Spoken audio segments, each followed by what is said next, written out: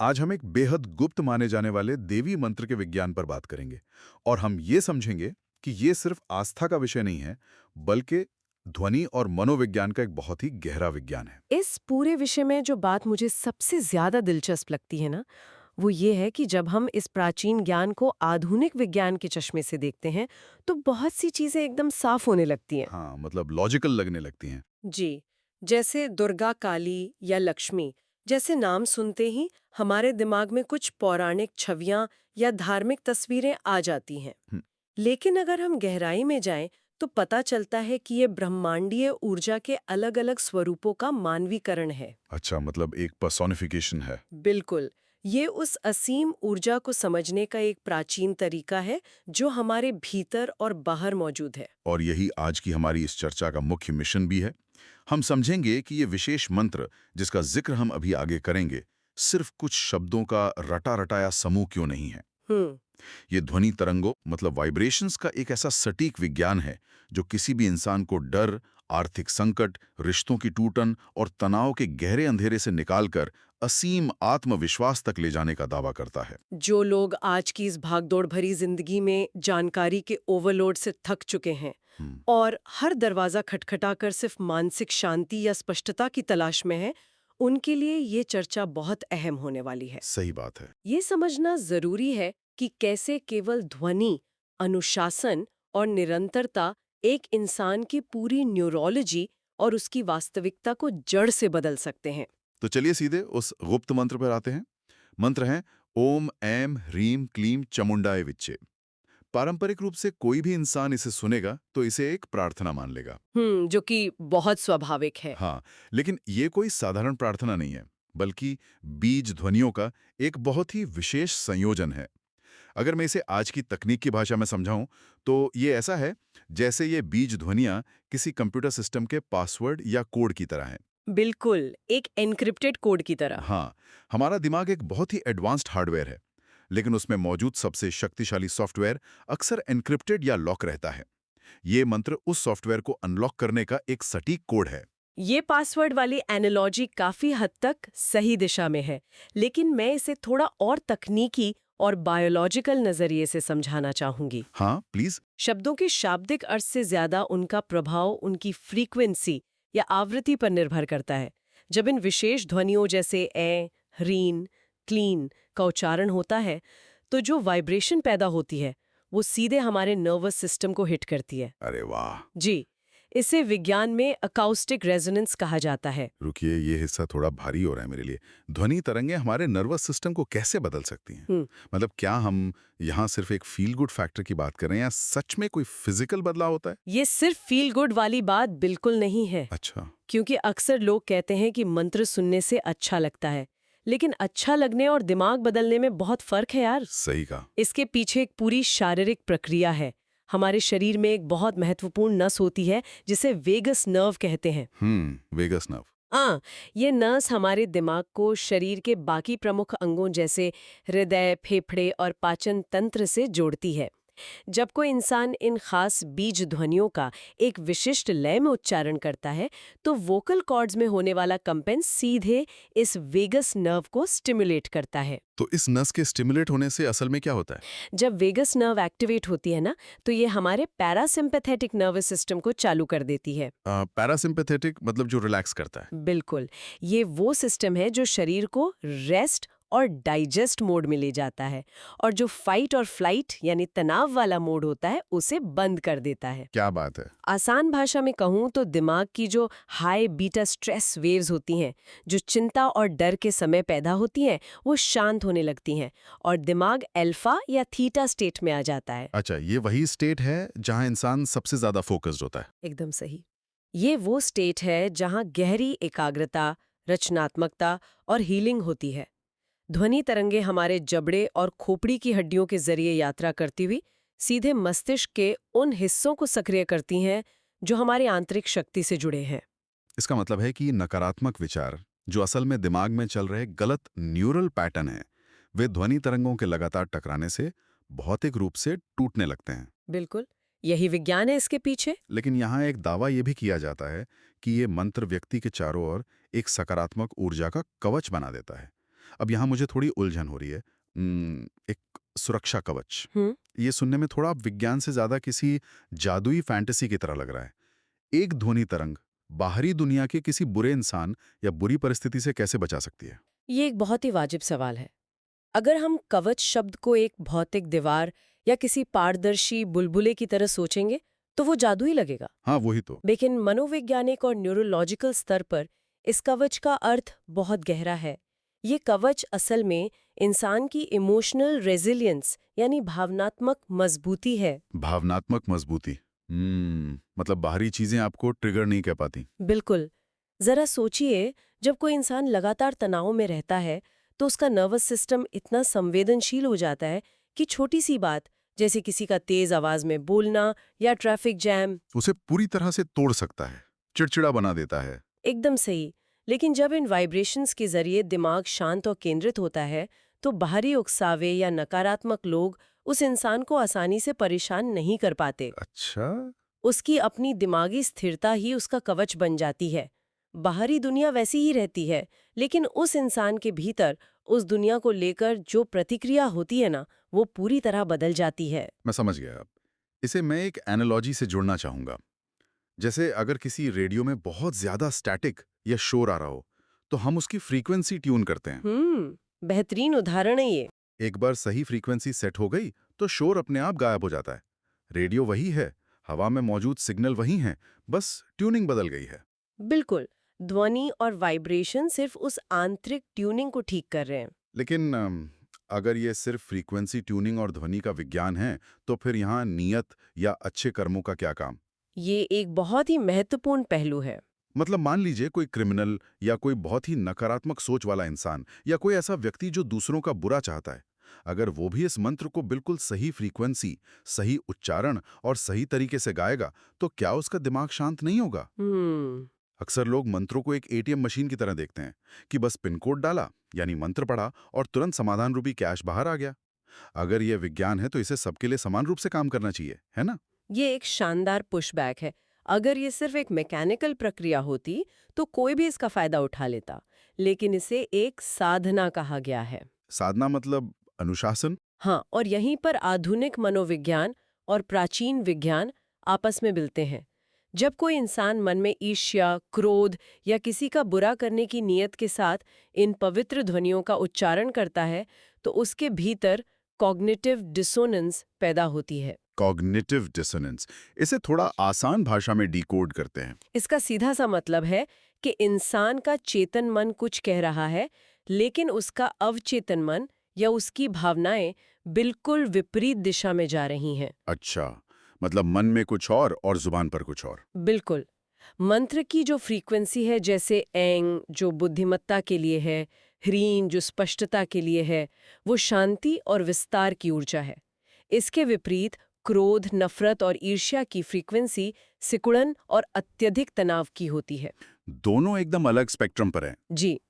जब एक व्यक्ति नफरत भरे मन से शांति के मंत्र का जाप करता है, तो ये दोनों ऊर्जाएं आपस में बुरी तरह टकराती हैं। तो इसका शरीर पर क्या असर होता है? इसका बायोलॉजिकल असर ये होता है कि शरीर रिलैक्स होने के बजाय और ज्यादा तनाव में आ जाता है।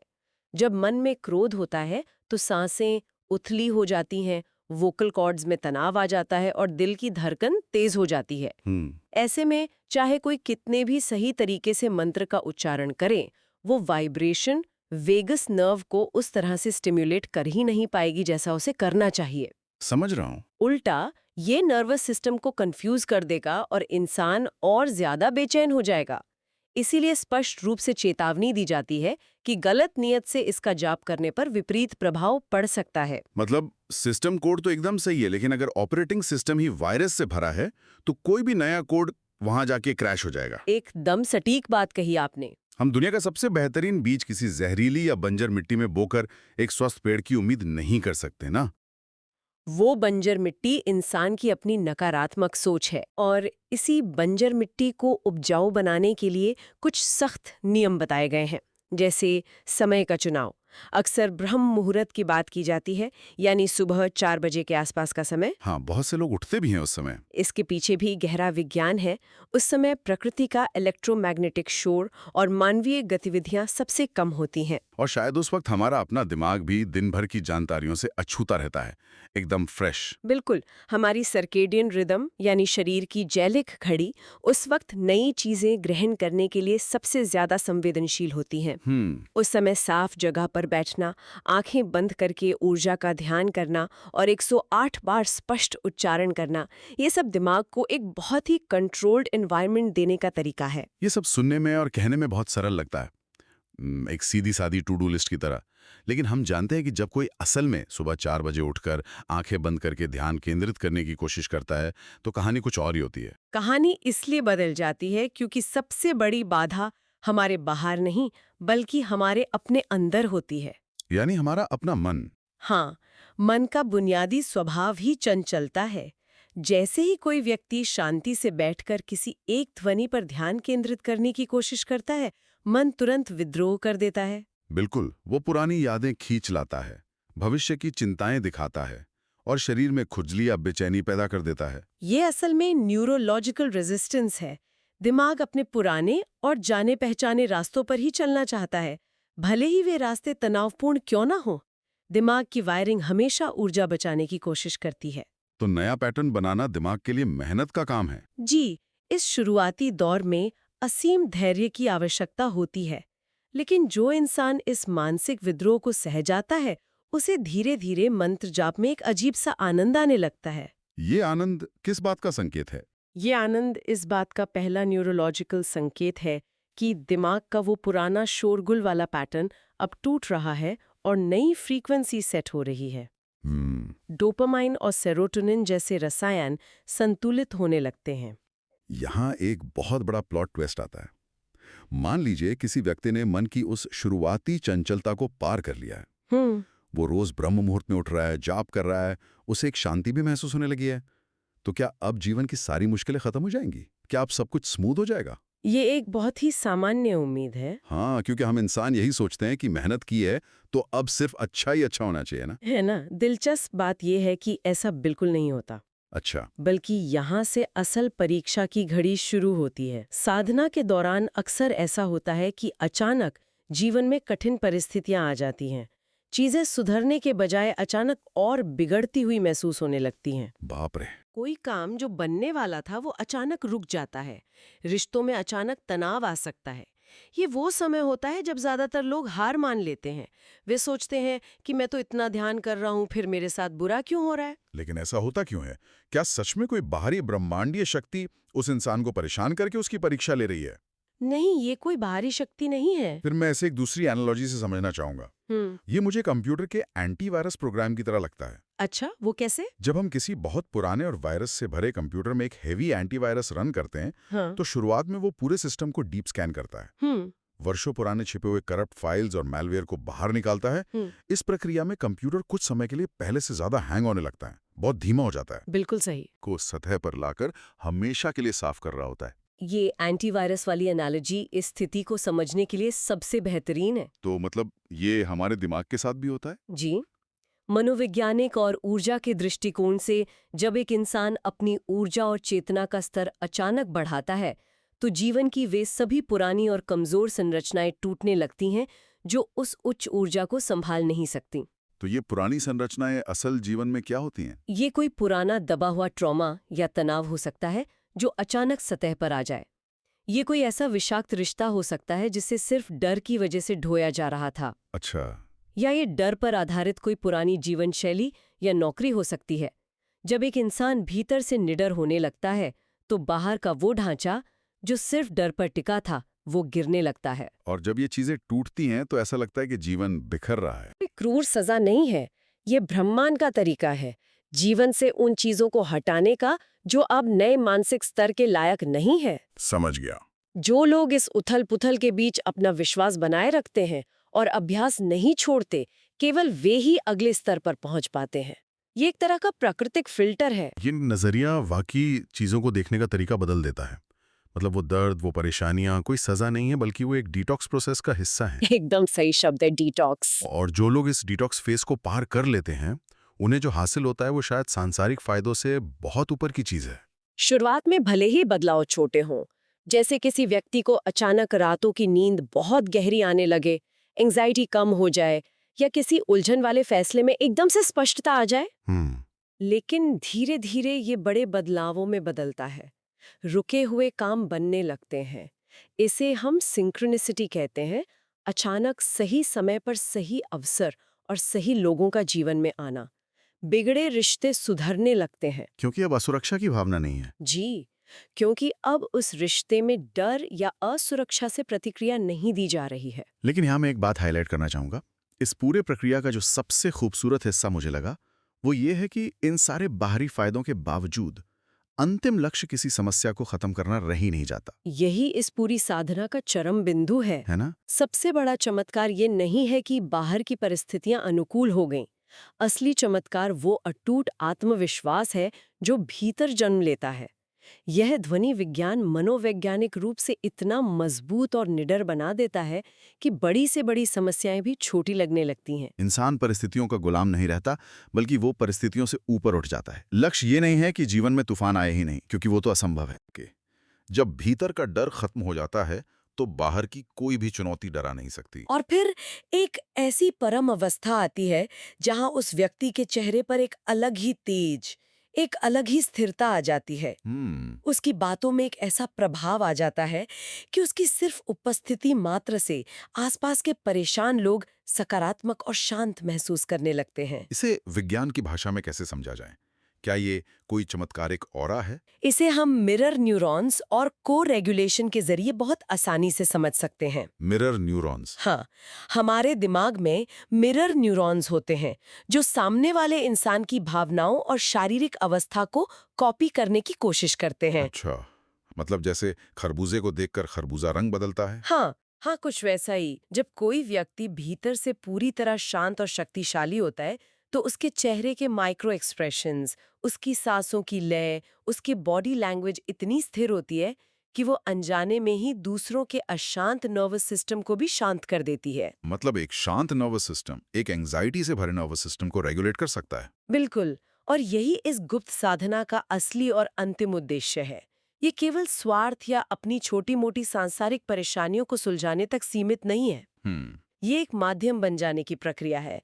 जब वो इंसान भीतर से पूरी तरह प्रकाशमान हो जाता है, तो वो एक ऐसा स्रोत बन जाता है जिससे दुनिया में सकारात्मकता फैलती है। और शायद सबसे गहरा सत्य ये है कि असली शक्ति कभी भी उन विशिष्ट शब्दों या उस मंत्र में बाहर कहीं नहीं थी। सही कहा। वो सारी शक्ति, वो असीम क्षमता हमेशा से उस इंसान के अपने भीतर ही मौजूद थी।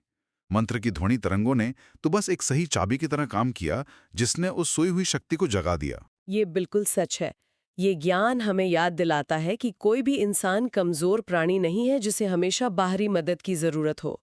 जरूरत सिर्फ उस तरीके को खोजने की है जिससे हम अपनी ही क्षमता को अनब्लॉक कर सकें। तो आज की इस गहन चर्चा में हमने एक बहुत ही अद्भुत यात्रा तय की है।